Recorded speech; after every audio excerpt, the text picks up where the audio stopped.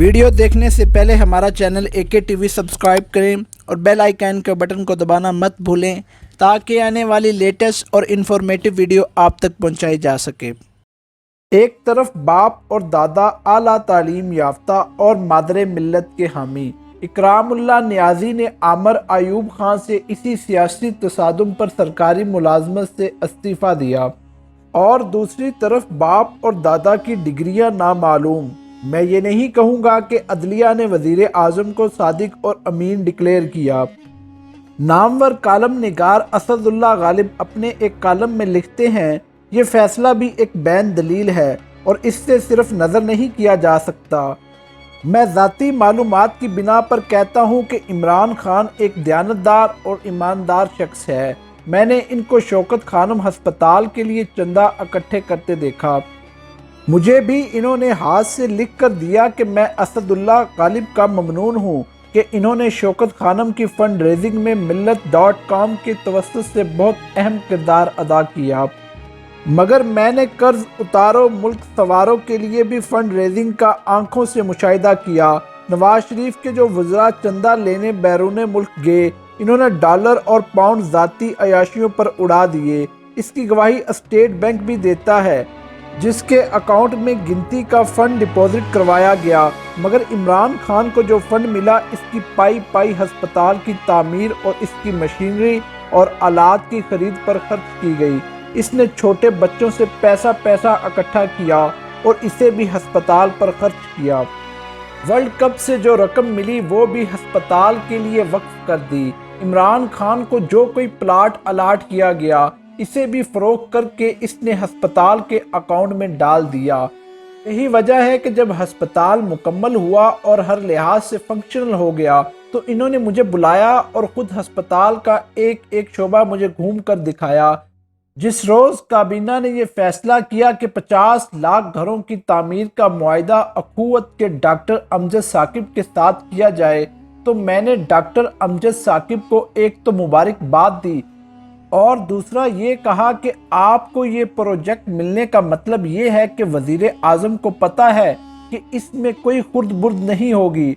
और इससे मुझे मज़ीद यकीन हो गया है, एक ईमानतदार शख्स दूसरे ईमानतदार और दयानतदार शख्स का सिर्फ इसलिए इंतखाब किया है कि कोई अवामी ख़जाने पर डाका ना डाल सके, वरना वज़ीर आज़म ने माल बनाना होता तो मार्केट में सैकड़ों ऐसे बिल्डर मौजूद हैं जो 50% कमीशन नकद अदा कर देते।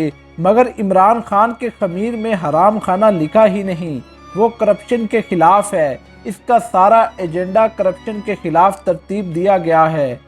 मैं ये बातें आज इसलिए लिखने पर मजबूर हुआ हूँ कि बिलावल भुट्टो ने भी वज़ीर आज़म को करप्ट कहा है और इनके वालिद पर भी इल्ज़ाम तराशी की है।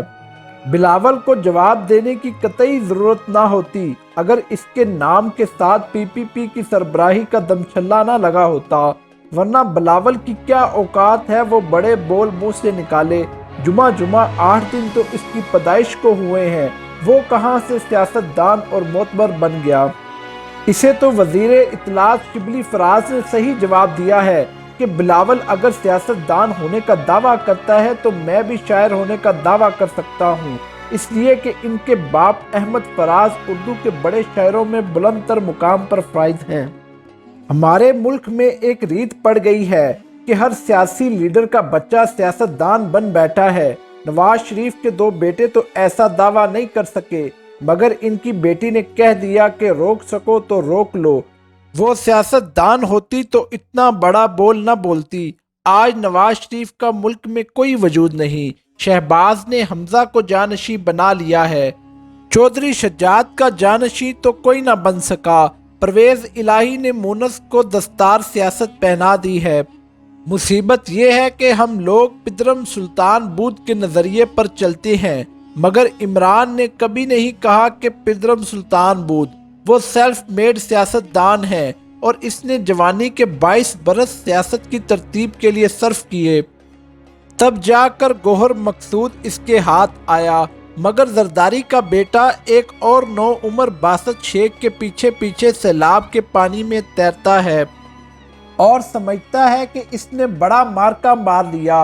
اس کی والدہ کہا کرتی تھی کہ اذان بج رہا ہے، اور بلاول کہتا ہے کہ بارش آئے گا، اور زیادہ بارش آئے گا تو سڑکوں پر پانی جمع ہوگا۔ یہ راز واسا کے انجینئروں کے دسترس میں نہ آ سکا۔ بلاول کے نانا نے مخالف لیڈروں پر طنز کیا تھا کہ آلو خان، کچالو خان اور ڈبل بیرل خان اسے کہتے ہیں، جیسی روح ویسے فرشتے۔ پاکستان میں کسی کی بھی پگڑی اچھالی جا سکتی ہے، کیونکہ توہین ذات کی سزا کا کوئی مؤثر قانون موجود ہی نہیں۔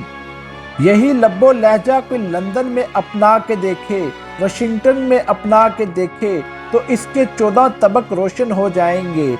ایک زمانہ تھا کہ جب پی پی پی میں لیڈرشپ کو اپنی عزت کا خیال تھا۔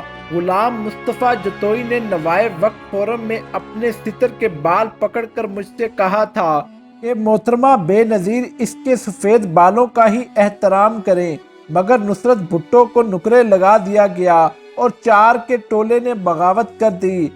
اب ہر کوئی خواہ بال کالے ہوں یا سفید، وہ بلاول کے قصیدے پڑھتا ہے، تو بلاول وزیر اعظم پر چڑھ چڑھ کر بولے گا نہیں تو اور کیا کرے گا؟